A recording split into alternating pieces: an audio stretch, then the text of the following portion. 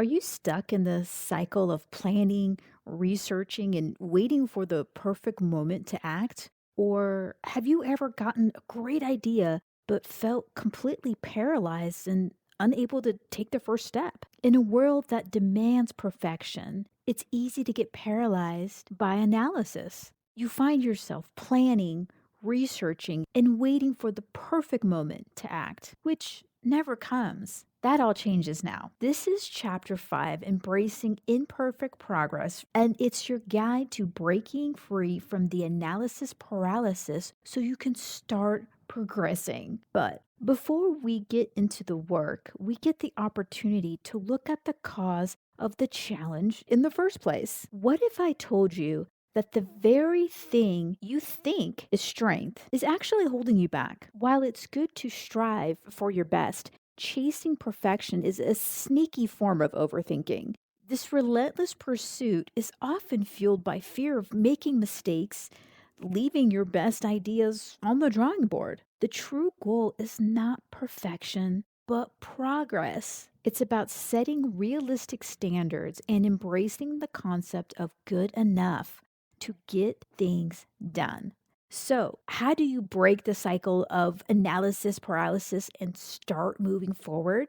The secret is to break down overwhelming tasks into small or tiny actions. What is the absolute simplest, quickest thing you can do right now? This might include opening a document, writing a single sentence, or sending one email.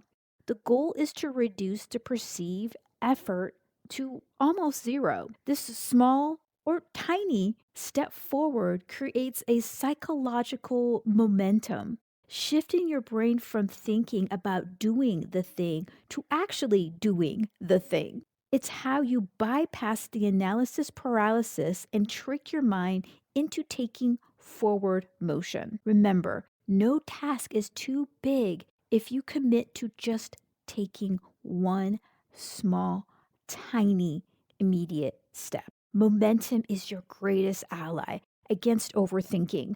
But how do you keep the momentum visible and combat the feeling of being overwhelmed by what's left to do? So, traditionally, there's the to do list, which can fuel overthinking by constantly highlighting what's left. Instead, I like for you to shift your focus to what I like to call what's done list. At the end of the day, write down everything you've accomplished, no matter how minor. Seeing a tangible list of what you've accomplished gives you a visible proof of your progress. This practice builds self confidence, counteracts the self criticism, and helps you to retrain your brain to acknowledge progress, not just completion. But what happens when things go wrong?